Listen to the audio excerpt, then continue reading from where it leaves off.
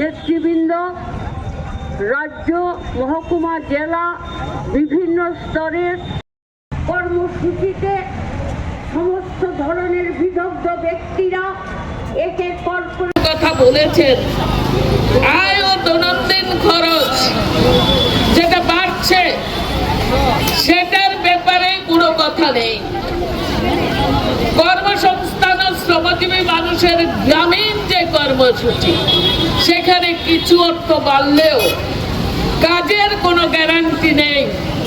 কাজ 5 দিনও হতে পারে, 30 দিনও হতে পারে, 15 দিনও হতে পারে, কিন্তু ন্যূনতম 100 দিনের কাজ বা তাকে 200 দিন না করলেও 150 দিন অন্তত করা, এটা উচিত ছিল কেন্দ্রীয় বাজেটে উল্লেখ করা। তাতেই অর্থ বরাদ্দ বাড়ত এবং শ্রমজীবী মানুষ তার কাজ পেত।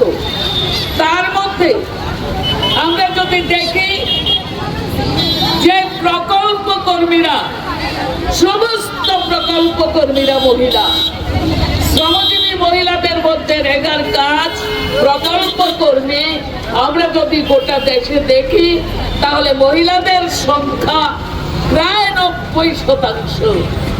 সেই জায়গায় যদি অর্থ বরাদ্দ না হয় তাহলে অর্ধেক জনসংখ্যার মানুষ শুধু ভোট আসলে টাকা দিয়ে কিনবে, আর ভোটের পরে এই মহিলাদের উপর, তাদের শিশু, তাদের ছেলে মেয়ে সকলের উপর বুলডোজার চালিয়ে দেবেন।